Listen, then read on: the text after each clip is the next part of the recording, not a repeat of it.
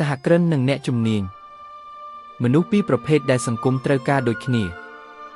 ក្នុងសង្គមមនុស្សជាច្រើនតែងតែយល់ច្រឡំថាអ្នកដែលមានសញ្ញាបត្រខ្ពស់ត្រូវតែអាចបង្កើតអាជីវកម្មធំបានហើយអ្នកដែលបង្កើតក្រុមហ៊ុនជោគជ័យត្រូវតែជាអ្នកជំនាញបច្ចេកទេសខ្ពស់ប៉ុន្តែការពិតមិនមែនដូច្នោះទេប្រវត្តិសាស្ត្រនិងពិភពអាជីវកម្មបានបង្ហាញថាមនុស្សមានសមត្ថភាពខុសគ្នាអ្នកខ្លះកើតមកមានសមត្ថភាពដឹកនាំប្រមូលធនធានបង្កើតឱកាសនិងបង្កើតអង្គភាពអ្នកខ្លះទៀតមានជំនាញជ្រៅក្នុងវិស័យជាក់លាក់ដូចជាវិស្វកម្មវិទ្យាសាស្ត្រច្បាប់ឬបច្ចេកវិទ្យា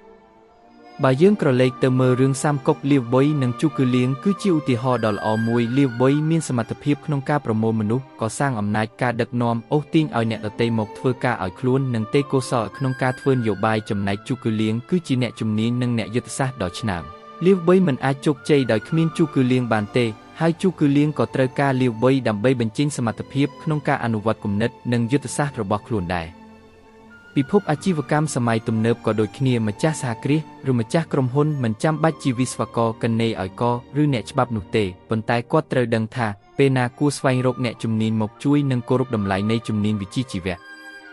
ឧទាហរណ៍ក្នុងវិស័យសំណង់ម្ចាស់អាជីវកម្មម្នាក់អាចមានសមត្ថភាពខ្លាំងក្នុងការរកទីផ្សារគ្រប់គ្រងគម្រោងនិងដឹកនាំអាជីវកម្មប៉ុន្តែការរចនាប្លង់ការកិនណេបច្ចេកទេសនិងការធានាសុវត្ថិភាពគឺជាការងាររបស់វិស្វករដែលបានទទួលការបណ្ដុះបណ្ដាលមានសញ្ញាបត្រនិងទទួលស្គាល់តាមវិជ្ជាជីវៈ